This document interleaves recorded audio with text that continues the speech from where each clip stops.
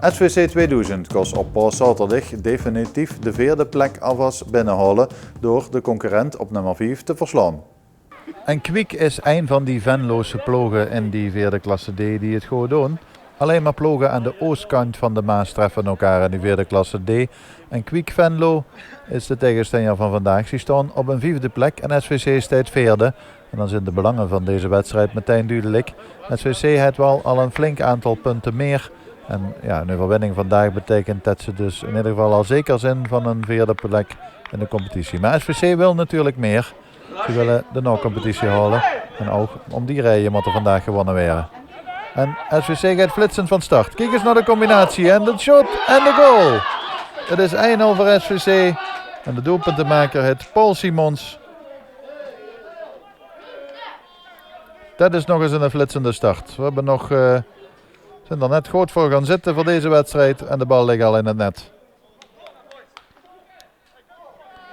En dus werd Kwiek gelijk waar ze aan toe zijn. Dit gaat voor haar een lastige middag weer. En SVC blief druk haaien op de goal van Kwiek. Daar komt het shot en doelpunt. 2-0. De doelpuntenmaker heet Jordi Sausilawane. Heeft de bal via de paal in de lange hoek geschoten. En SVC op 2-0 voorsprong gebracht. En dat allemaal pas na een paar minuten spelen. SVC gaat gewoon door. De kopbal helemaal vrijgelaten. Max Huibrechts. En die komt de bal niet binnen, maar recht in de hand van keeper Emre Afsi.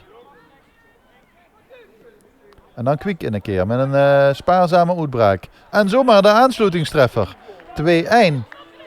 Doelpuntenmaker is Umut Ardan Hanli. En hij scoort na 10 minuten spelen de 2-1. 3 doelpunten na 10 minuten spelen. En dan SVC weer, de voorzet. Achterin en het doelpunt. Het is Rashid Moussant heeft gescoord. En hij brengt de score op 3-1. En zo hebben we voor een kwartiertje gevoetbald en al 4 doelpunten gezien. Of het leuk is in die vierde klasse D. Ja, dat zogen we vorige week ook al.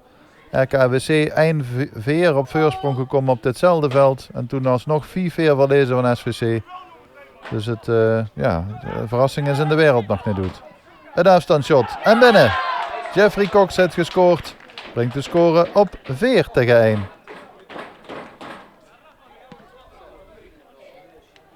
...20 minuten gevoetbald, 5 doelpunten op het scorebord. Ja, hier is het bewijs. Hè. We zijn toch echt pas 20 minuten aan het spelen. En dan is het leuk een samenvatting maken.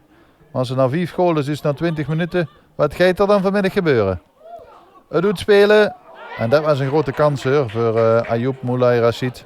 Maar hij scoort niet.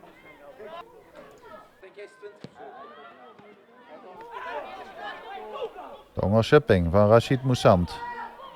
3 man voor zich. Moussant zelf met de dribbelactie. Moussant, nou, lange hoog dan. Ja, binnen. Ja hoor, weer een doelpunt. En het is 5-1. En SVC duidt wat de opdracht is geweest van de trainer. Namelijk uitlopen, veel goalen maken. Het krachtsverschil is gewoon heel groot. SVC heeft de mindere resultaten achter zich gelaten. En gaat eigenlijk op weg naar promotie misschien wel. Beeld doet de tweede helft. En opnieuw SVC met de kansen. Het is een grote kans voor Max Huibrechts.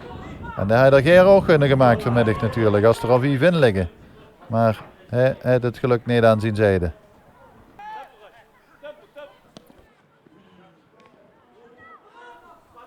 Dit is dezelfde Huibrechts. Hij deed het nu goed. Afleggen en even geschoten. En zo kreeg SVC genoeg kansen in die tweede helft. Maar een doelpunt is het nog even op wachten. De voorzet. En de kopbal is van Paul Simons. En een mooie redding van Emre Afsi.